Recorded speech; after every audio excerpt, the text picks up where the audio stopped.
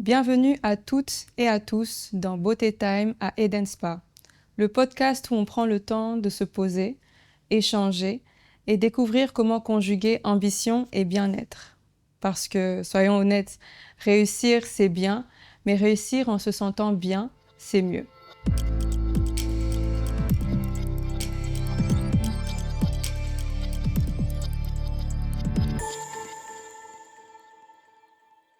Je m'appelle Marie-Natacha, je suis votre présentatrice et propriétaire de Eden Spa. Aujourd'hui, on va parler entrepreneuriat, équilibre de vie, self-care et petite pause bien méritée. Mais pas n'importe comment. Je suis avec 3 femmes inspirantes à qui je vais demander de se présenter. Maître Christa Mavouba, je suis huissier de justice et au-delà de ma qualité d'huissier de justice, je suis aussi présidente de la Chambre provinciale des huissiers de justice près la Cour d'appel du Haut-Katanga. Bonjour, je suis Stéphie Loula, sage-femme indépendante à Kinshasa. Bonjour, Malkia Kaasha, je suis styliste, créatrice de contenu et directrice artistique. Comme je l'ai dit, c'est un mélange de femmes fortes avec qui nous sommes aujourd'hui. Et elles ont pris un moment de détente juste avant notre enregistrement. Et donc, avant d'entrer dans le vif du sujet, je vais vous demander, mesdames, comment vous sentez-vous? Et c'était quand la dernière fois que vous êtes allées dans un spa? Pour ma part, la dernière fois, c'était au mois de septembre. Wow. C'était au mois de septembre. De quelle année? 2024, Ok. l'an va. passé. Mhm. Et je dirais que je me sens très bien dans ma peau après une belle journée de relaxation. J'ai vraiment eu l'impression, pas l'impression, c'était le cas. Toute l'attention que je porte souvent aux autres était désormais tournée vers moi. Alors, c'était vraiment relaxant et j'ai évacué beaucoup de stress, beaucoup. Et toi, Stéphie? Je suis en train de réfléchir là. Mhm. Je dirais plusieurs mois quand même, hein. Plusieurs mois. Et comme dit justement Christa, en fait, on donne beaucoup et on reçoit peu en fait. Et c'est vrai que une journée où on te masse, ça permet vraiment de relâcher énormément de tension et on se rend compte en fait que notre corps accumule énormément de maux, de douleurs en fait et qu'on cache en fait, sans s'en rendre compte. Et on se rend compte en fait qu'on est vraiment stressé, mine de rien. Et pour toi? Alors pour moi, je dirais jamais. Je dirais jamais, c'était une première. C'est vrai que je suis allée dans un spa une fois, un spa complet, mais voilà, je me suis contentée d'une petite manicure. Mais vraiment, prendre le temps de me faire un bon massage, un bon gommage, c'était une première et j'ai passé un moment exceptionnel. Le personnel qui était très attentif, très Ah, à je suis contente. l'écoute. Oui, franchement, vraiment, ça a permis que je puisse avoir une expérience très agréable. Et comme elles ont dit, c'est vraiment ça. J'avais l'impression que mon corps me disait merci, merci quoi, parce que oui, on prend soin de moi, je me sens chouchoutée. Ouais. C'est très agréable. Et vous avez toutes des rôles exigeants, que ce soit dans le domaine du digital, dans le domaine juridique, la santé ou encore l'administration. Et ce sont des environnements où il faut savoir s'imposer. Et c'est souvent dominé par des hommes. Et c'est des milieux encore très masculins, que ce soit au Congo ou à l'extérieur. Et comment vous arrivez à trouver votre équilibre, en fait, entre féminité et autorité? Et est-ce que c'est quelque chose que vous avez dû travailler? Je pense que ça serait plus pour toi, Christa. Je pense que maintenir un équilibre entre la féminité et un poste de responsabilité, pour moi, c'est un défi d'État à relever. Et ce n'est pas quelque chose qui se passe, qui arrive d'un coup de pouce. C'est vraiment un travail continuel. La perfection n'est pas de ce monde. Donc, je pense qu'à chaque challenge, il y a une attitude spécifique qu'il faut adopter. Pour moi, je dirais que c'est un travail continuel. Donc, il n'y a pas de mode d'emploi pour trouver un équilibre. À chaque fois que je me sens butée à un challenge, une difficulté, je pense que toutes les femmes ont ce mécanisme en elles. Il suffit seulement de se mettre dans la situation pour, au fait, découvrir les potentiels cachés que nous avons. Donc, je dirais que j'y travaille continuellement, quotidiennement. Et je pense qu'un travail acharné nous permet de maintenir un équilibre entre la vie professionnelle, familiale, mais ce n'est pas acquis, hein. Ce n'est vraiment pas acquis, c'est un travail acharné au quotidien. Ouais. Oui. Moi, je crois que je peux aussi parler de mon expérience dans un milieu masculin. Je crois que pour garder un équilibre entre féminité et autorité, c'est très difficile parce que déjà, au Congo et même à l'extérieur, féminité n'est pas égale à autorité. En fait, féminité, c'est la soumission directement. L'autorité, c'est quelque chose de masculin, en fait.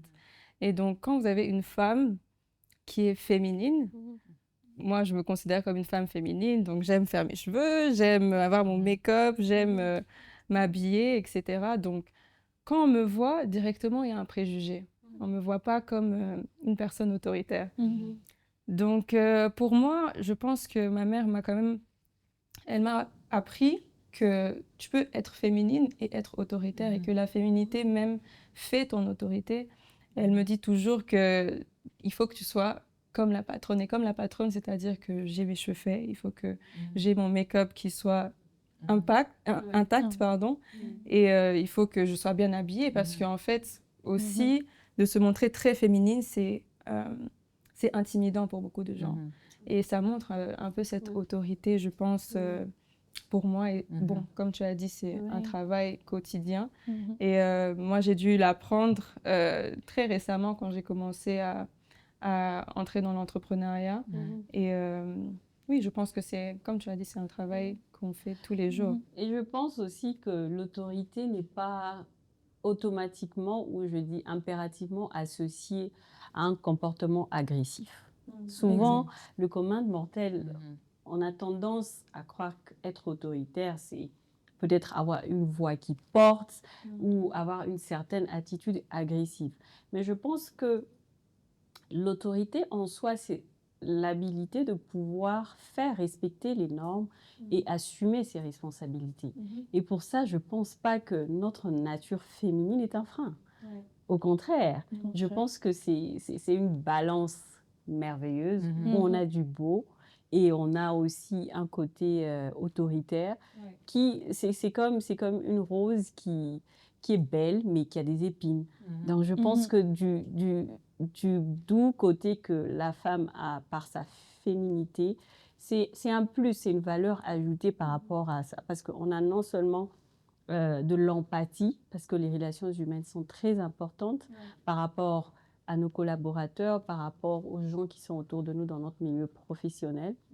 C'est qui fasse que ça établit un rapport, une relation, des relations de confiance, mais aussi on sait s'affirmer en faisant respecter les règles, la structure établie. Et je pense que les deux, c'est un combo magnifique. Ouais. Tu vois, du coup, je trouve que en étant très féminine, et c'est ce qu'il faut, je trouve que du coup, dans une société ou dans une entreprise où il y a beaucoup d'hommes, je trouve que tu vois, le corps de la femme est vite hyper sexualisé. Et ça, c'est une réalité. Parce que du coup, ils vont associer le corps de la femme à leur hypersexualisation. Et le fait justement qu'on ait cette autorité, comme tu le dis, en se faisant respecter, parce que du coup, être féminine, c'est aussi apporter une certaine rigueur. Donc le fait que tu sois rigoureuse, disciplinée, en fait, ça apporte aussi un certain trait de caractère, en fait, qui vont eux aussi respecter et de mettre ses limites, quoi. Parce que c'est une réalité, on est dans une société patriarcale et puis il y a beaucoup de préjugés, comme tu disais. Donc... Pour moi, c'est vraiment les préjugés. Dès qu'on me voit, on se dit, mais c'est elle la propriétaire. Ah, ok. Donc, ils voient en fait cette idée d'une bimbo, quoi, on va dire. Et donc, directement, ils ont ce préjugé. Et là, je me dis, bon, moi, je les laisse dire ça. Enfin, ça se voit sur leur visage. Peut-être qu'ils ne vont pas le dire, mais je le ressens. Mais comme tu l'as dit, vraiment, on peut être féminine et autoritaire. Ça ne doit pas être séparé.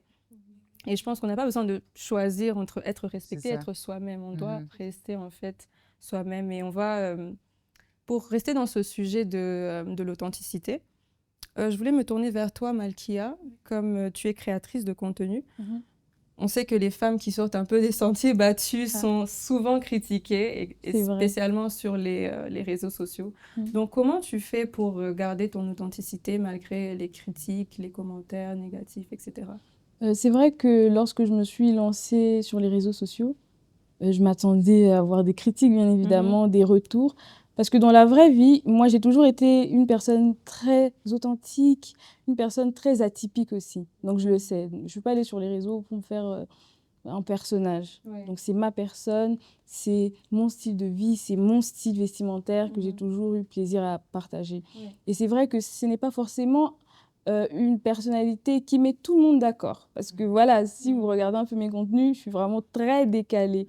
Ouais. Et on a beaucoup de retours qui ne sont pas tout le temps positifs, sachant que j'allie également création de contenu et chrétienté. Donc, c'est-à-dire, on parle mode, on parle vie chrétienne. Il y a certaines personnes qui te diront qu'ils ne sont pas forcément d'accord que ces deux domaines peuvent cohabiter. Donc, tu as beaucoup de retours comme ça sur ce que tu proposes. Il y en a même qui m'ont dit, mais est-ce qu'avec ce que tu portes là, tu penses te marier un jour? Oui, exactement. Donc, il y a beaucoup de retours comme ça. Il y a beaucoup de critiques comme ça. Ouais. Mais maintenant, la force que j'ai, parce que j'assume que c'est vraiment une force, parce que je suis tellement consciente de la particularité de mon essence. Je sais que je suis très différente et je sais que mon authenticité, c'est ce qui fait vraiment ma différence. Quand une personne vient me dire que Malkia, ça ne va pas, moi je sais que dans mon essence, dans l'essence que Dieu m'a donnée, je suis appelée à être comme ça et c'est comme ça que je vais impacter. Donc, comme j'ai dit, ma force, c'est vraiment cette conscience que j'ai de la personne que je suis. Tu vas vouloir me changer, désolée, tu ne vas pas y arriver, parce que le Seigneur m'a clairement dit, parce que je suis chrétienne, que c'est dans ça qu'il m'attendait, c'est pour ça que j'étais appelée. Et je vais avoir des retours, je vais avoir des critiques, je vais lire, je vais voir, mais bon, je vais pas calculer. Je vais pas calculer parce que je me connais, je suis très fière de mon authenticité. Et à côté, l'avantage dans ça, c'est que j'ai commencé un nouveau mouvement, c'est comme ça que j'appelle ça. J'ai popularisé certains styles acquis, la cravate un peu, les foulards, tout ça. Au début, les gens étaient sceptiques, mais c'est qui celle-ci? Aujourd'hui, c'est tout le monde qui reprend. Je vois tout plein de jeunes filles comme ça qui se disent « Ah, Malkia, ah, c'est vrai, on peut être stylée et décente. » Et plusieurs jeunes filles reproduisent mes looks, elles me taguent, et moi, je les reposte. Les gens se disent « Ah oui, tu vois que tu as créé des petits Malkia, des mini, toi, maintenant. » Et je suis fière de moi parce que c'est ça que Dieu veut que je fasse, que j'apporte ce nouveau vent de modernité, un vent très fashion, mais qui reste dans la pudeur, et c'est possible de le faire. Donc moi, j'ai une mission. Tu vas venir me juger, me critiquer alors que le Seigneur m'a dit que c'est ta mission. Je vais pas faire attention. Parce que pour moi, au bout du jour, c'est le plus important, c'est lorsque je vais rencontrer mon Créateur, il va me dire « Ok, t'as fait quoi de ce que je t'ai donné ?» Je dis « Oui, j'ai accompli ce que tu m'as demandé de faire, donc voilà. » Et plaire à tout le monde, c'est plaire à n'importe qui. Hein. Exactement. Plaire à tout le monde, c'est plaire à personne. Donc, ton authenticité est ta force. Et vouloir convaincre et s'adapter à un certain style par rapport à ce qui est commun, en fait, on perd, quoi. Parce que c'est pas nous, quoi. Oui. Donc, chapeau. Oui. Oui. Je pense que les préjugés aussi ont pour but de créer au fait une séparation identitaire. Donc tu as une identité, mais il y a beaucoup de préjugés et si tu ne fais pas attention, tu tombes dans cette séparation identitaire. Au fait, tu te sépares de toi-même. Il y a maintenant cet écart où tu n'as plus d'identité. Exactement. Tu veux vivre pour te conformer à ce que la société attend de toi. Et tu t'écartes de la mission. Et ça, c'est vraiment une tragédie. Oui. Ouais. Et ce qui est bien également dans l'authenticité, je parle vraiment de mon expérience personnelle, dans mon parcours. Au début, comme je l'ai dit, il y a beaucoup des gens qui étaient très sceptiques par rapport à ce que je proposais un peu comme contenu. Mais quand j'ai commencé à avoir des collaborations avec des vrais artistes qui voyaient mon travail, qui se disent « Ah bon, on la veut ?» Alors là, les gens se sont dit « Ah bon, elle fait quelque chose d'intéressant. » Notamment, moi, j'ai travaillé avec Fally, j'ai été styliste de Fally 2 fois. Donc, on travaillait une fois. Il a vu ce que je faisais, parce qu'avant de valider le travail, ils sont allés voir qu'est-ce qu'elle propose. C'est vrai que les gens n'adhèrent pas forcément, mais ils ont beaucoup aimé, ils m'ont appelé. J'ai fait son stylisme. Et même quand je venais comme ça pour les rencontres, les discussions, ils voyaient comment j'étais habillée. Ils me faisaient tout le temps des petits commentaires, des petites piques. Et c'était vraiment ça qui a fait en sorte que que je me fasse accepter et que je sois à ce niveau-ci. Donc moi, je voudrais tout simplement dire qu'il ne faut pas avoir peur d'être soi-même et qu'on peut accomplir de grandes choses justement en gardant son authenticité. Exactement. Oui. Mais on sait tous que c'est pas un chemin linéaire. C'est pas facile de garder son authenticité, c'est Du pas tout. facile de rester, d'avoir sa confiance en soi en fait, malgré les préjugés, malgré les critiques. Et je pense qu'on a toutes eu des moments de doute. Oui. Et parfois, on a envie de tout laisser tomber. Moi, c'était vrai. le cas pour moi, juste avant que j'ouvre le spa. Je pense que ma meilleure amie peut témoigner. Je l'ai écrit, je crois, 1 semaine avant. J'ai dit, j'arrête tout. En fait, je me disais que, voilà, c'était trop de pression. J'avais l'impression que tout le monde s'attendait à beaucoup de moi. Et puis, dans ce moment-là, je me dis, qui suis-je en fait? C'est comme si je me perds. Je ne me rappelle pas en fait de pourquoi je suis en train de faire ce que je suis en train de faire. Et comme tu l'as dit, moi aussi, c'est dans la prière, c'est en me rappelant de qui Dieu veut que je sois, que j'arrive à me rappeler que voilà, je suis Natacha, je suis Marie-Natacha et voilà ce que je dois faire. Et je ne sais pas si vous avez aussi des moments comme ça, des moments de doute. Et qu'est-ce que vous faites pour y remédier? Moi, personnellement, je pense que ça a été plus au début de ma carrière. Ça a été trop déprimant pour moi, vu le caractère exigeant de mon travail. Nous sommes souvent face aux frustrations, en fait, parce que le travail de l'huissier de justice, c'est vraiment en dernier ressort. Lorsque le jugement est rendu et que la personne qui a perdu le procès doit céder la place à celui qui l'a gagné, au fait, l'huissier de justice se présente physiquement. Le juge n'est plus là, l'avocat n'est plus là. C'est l'huissier qui va vers, au fait, le justiciable pour lui dire, écoute, tu n'as pas le droit d'habiter cette maison, tu dois quitter parce qu'il y a un propriétaire qui a été reconnu. Donc, toute cette frustration, nous, c'était trop pour moi parce que je me sentais perdue. Je devais être dure, je suis de nature passionnée. Et pour moi, des fois, ça me faisait très mal de voir déguerpir une famille, jeter les affaires dehors. Et puis finalement, je me suis dit non. Au fait, il n'y a pas que ce côté négatif. Il y a aussi un côté positif parce que oui, ça me chagrine de voir quelqu'un être réduit au fait à cette situation, mais aussi en même temps, je suis en train de porter au fait de faire une bonne œuvre par rapport à une personne qui a été lésée pendant un long moment, qui a été privée de ses droits. Mais hormis cela aussi, le côté positif, c'est que avec l'essence chrétienne que j'ai, je sais où sont les limites, je sais porter ces cours au fait aux personnes qui sont dans le besoin, qui n'ont peut-être pas les moyens de pouvoir accéder à la justice. Et là, c'est là que je trouve mon essence. Du moment où je sens qu'il y a quelque chose de positif que j'apporte, pour moi, c'est un encouragement. C'est vraiment un encouragement. Et aussi, le fait de pouvoir recevoir des fleurs de foi, ça m'encourage. Tu as des doutes, mais autour de toi, tu es entouré des gens qui te non, tu vas y arriver. Tu es destiné pour ça. Je pense que c'est très important. Et aussi, prendre du temps pour soi. C'est très important. J'ai passé une merveilleuse journée. Eden, non, c'est une perle. C'est pas parce que j'ai été dans différents spas hors du pays. Mais non, c'est une perle. Eden, c'est une perle. Et lorsque je dirais, Natacha, c'est un challenge que tu as relevé. Et je pense que je sens que je ne suis pas seule dans ce combat. Il y a plusieurs femmes. Et quand tu vois une femme achieve quelque chose de grand, tu te dis, waouh. Et ça encourage. Ça encourage.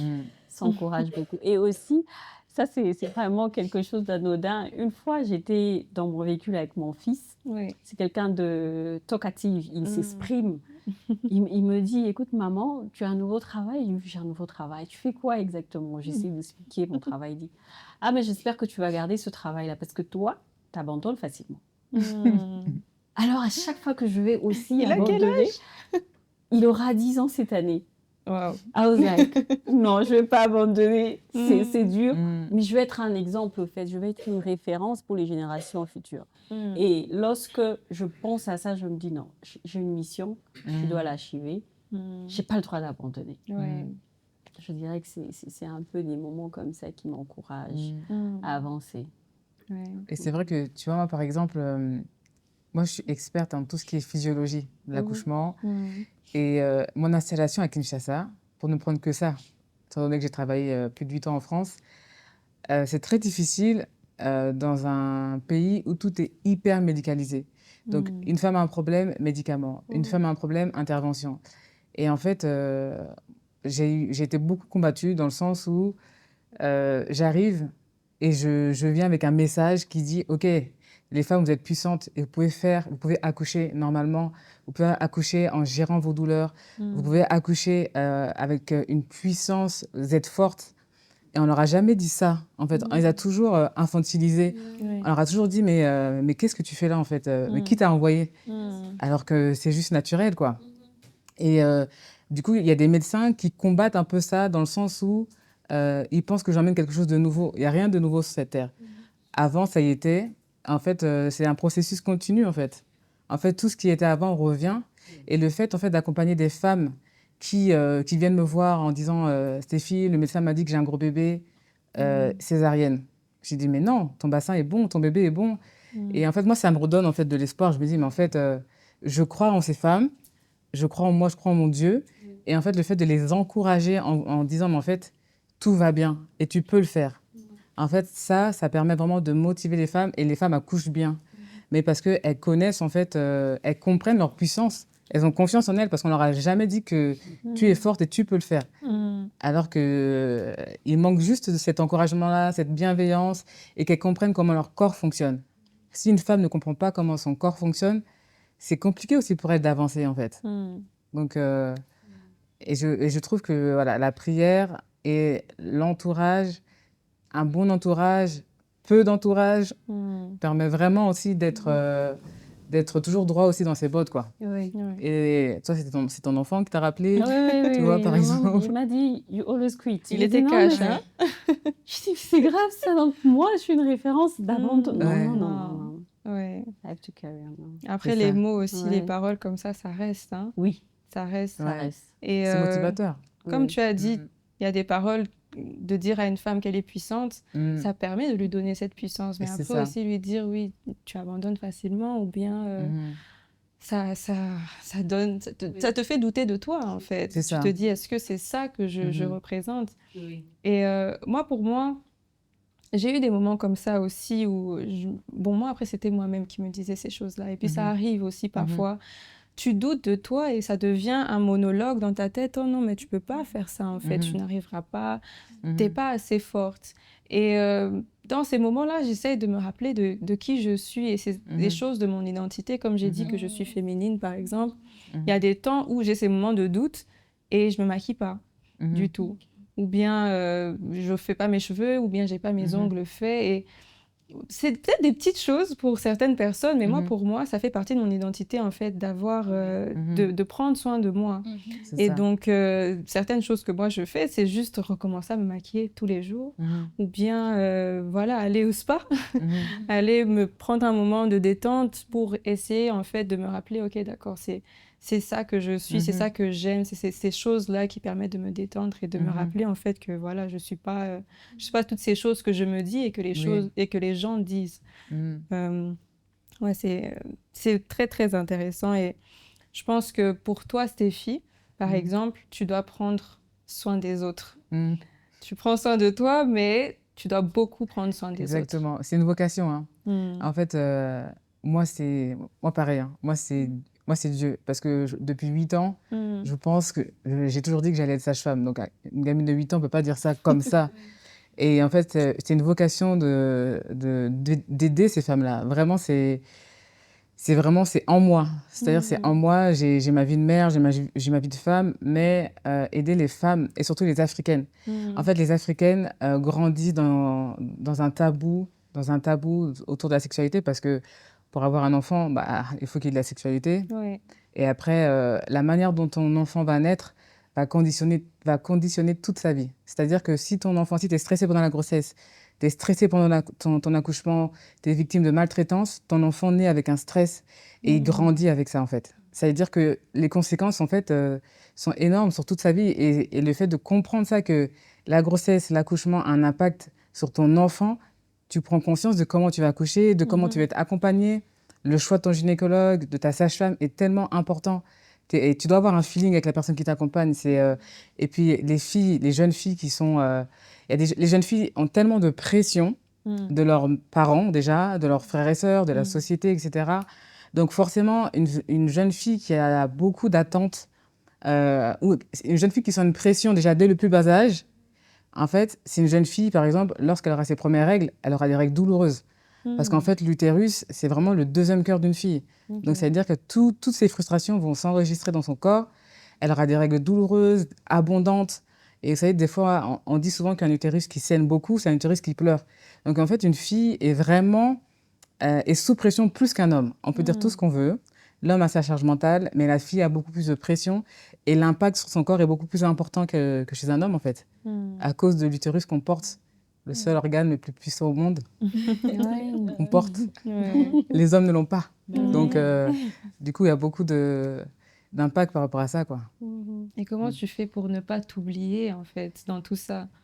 Ouais, bah, je vais revenir chez Denspa tous les 2 mois. Non, c'est difficile parce que, en fait, c'est Dieu qui me fortifie. C'est Dieu qui me fortifie parce que de moi-même, c'est impossible. Des fois, je ne sais même pas d'où cette force me vient. Me réveiller à 2 h du matin, aller faire un accouchement, accompagner une femme qui est dans ses douleurs, une femme qui m'envoie des messages à 21 h parce qu'elle saigne.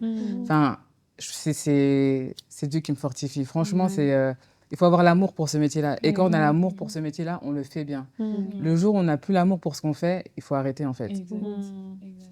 Ouais.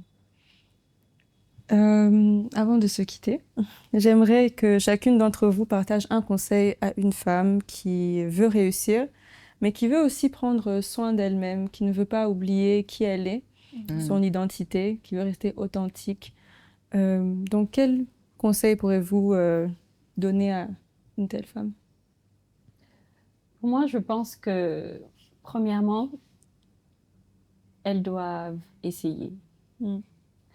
Il y a un adage, je ne sais pas qui l'a dit, mais il y a un adage qui dit ne pas essayer, c'est la pire de tragédie. Il faut essayer. C'est lorsqu'on essaye qu'on se découvre.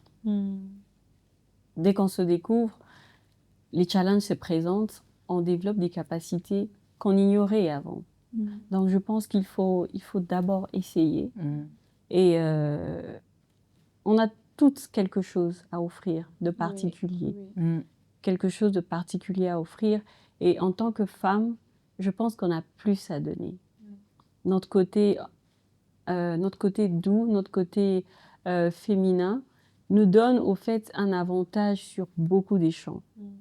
Tu peux facilement développer ce qui est autoritaire et tout, mais l'empathie que nous portons en nous fait à ce que nous soyons des êtres exceptionnels. C'est ça. Et il faut être dans la situation, il faut essayer. Moi, au début, je ne pouvais jamais imaginer occuper les fonctions que j'occupe aujourd'hui. Même au tout début, ce sont les hommes qui m'ont encouragée. Non, c'est d'abord ma mère qui m'a encouragée. Parce que je voulais être avocate. Elle me dit, bah, écoute, ça traîne et tout, mais il y a une opportunité, essaye, tu ne perds rien en essayant. Mais si tu sens que ce n'est pas ton domaine, tu laisses tomber. J'ai essayé. Et plus j'ai avancé, il y a beaucoup de gens qui voyaient des choses en moi que moi-même, personnellement, je ne savais pas. Pour moi, je me disais, je rends service et tout, mais tout le monde était non, et Christa, tu peux le faire. On sait que dans notre profession, il n'y a pas d'hommes, il n'y a pas de femmes, en fait, qui sont à la tête de la corporation. Mais toi, parce que tu es serviable, tu as de l'abnégation, on sent vraiment que tu as beaucoup à donner. Je devais d'abord me retrouver dans ces situations pour la découvrir. Alors, je pense qu'il faut d'abord essayer. Et en étant dans la situation, on va se rendre compte de tout le trésor caché que nous possédons. Et on a vraiment beaucoup à donner. Beaucoup à donner. Ouais, il y a une phrase que j'aime beaucoup, c'est habiter son corps pour mieux construire autour de soi. Et en fait, ça veut dire quoi? C'est dire que y a des femmes qui sont très féminines, très belles, mais qui sont vides à l'intérieur. Et qui sont, elles sont vides, c'est des coquilles vides en fait. Donc, il faut, le corps, là, c'est une enveloppe, on le porte, mais il faut l'habiter. C'est-à-dire que ton âme, tu dois l'habiter, tu dois remplir ton corps en fait.